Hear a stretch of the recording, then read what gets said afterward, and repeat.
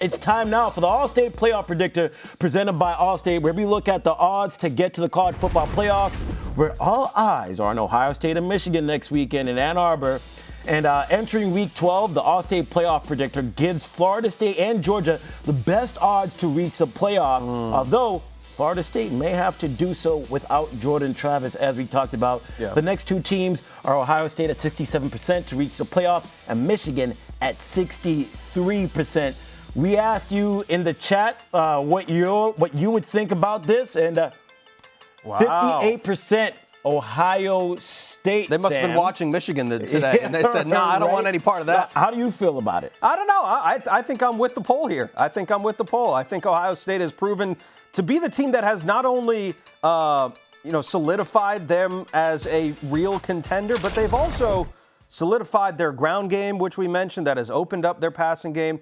Kyle McCord has also become a much improved quarterback. We talk a lot about improved quarterbacks. We'll talk about what Jalen Milroe has done this year, but Kyle McCord has also done an exceptional job. He's got 4 straight games of multiple passing touchdowns. At the start of the season, anytime he went back to pass, Scoob, it was like, what's going to happen now? Facts. Right? Everyone was scared. Ohio State fans were like, oh, no, what's going to happen?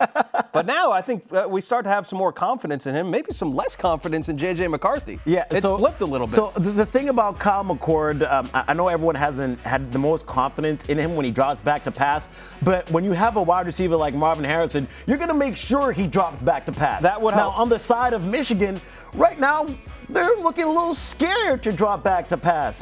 J.J. McCarthy, last week, everyone's talked about it, 32 straight runs to finish the game. He did not throw a forward pass in the second half. And then this week, a turnover in the end zone, which is the worst place to throw an interception. And it looked as though Maryland was daring him to throw the ball. So my question is, because we know Harbaugh is suspended for the last 3 games of the season, now it's 2, now it's the last one. Has his absence on the sideline affected the team and changed how you look at them? It's tough because it's not really a tangible thing. You can't point to him, having sort of a grip on the play calling. Like, he obviously plays a huge role in this team's mojo and who they are and what their identity is. So, yes, I think in that sense, not having him on the sideline has maybe hurt the team morale. But I still think this is one of the most talented teams in the entire country. I don't think there's any arguing that. The question then becomes, I think, next week, Scoob, is how do they manage the clock? There's going to be some crucial moments in that game. We saw them have to use an early timeout in the third quarter today that could have came back to hurt them later. It didn't. How do you manage the clock?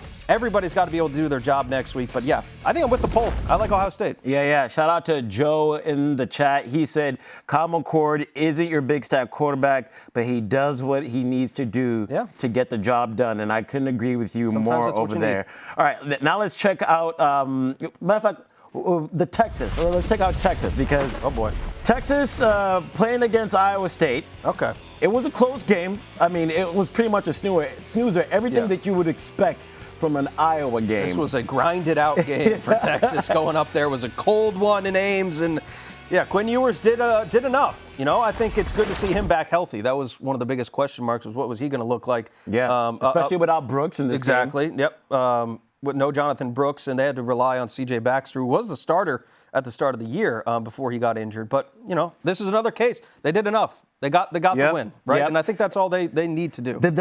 I will say this about Texas, and we're about to hop on the conversation of one-loss teams. Out of all the one-loss teams, they continue to not look dominant. No. You know what I mean? We saw Alabama dominate. We saw Oregon dominate. And we just haven't seen Texas dominate. However, you win your games. And I gotta give you respect for winning your games. So we asked you in the chat what you like in terms of the best one-loss teams, and we see it on the bottom, Bama at 51%. And I'm surprised it's a little further with Oregon. It's tough on a neutral field, Oregon, Bama. Who do you even go with? That's probably the toughest one. I don't know.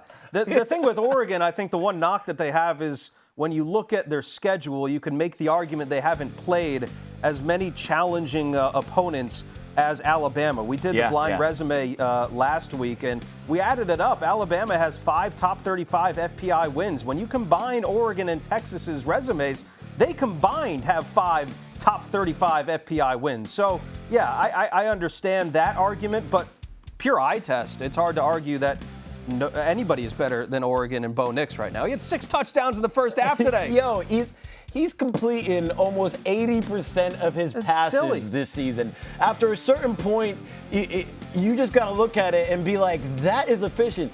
You put me on the field and have somebody run 10 routes, I don't know if I'm going to hit you 8 out of 10 times perfectly with a pass rush coming at me. And Bo Nix is doing that this season. So you got to give credit to that. But then Jalen Milroe has grown and developed more than any other quarterback that we have seen in, I don't even remember when. I've been watching college football for a long time. I've never seen a quarterback get better the way that he is this year. Now, the question is, who has the inside edge into the playoff? Is it Alabama, Texas, or Oregon?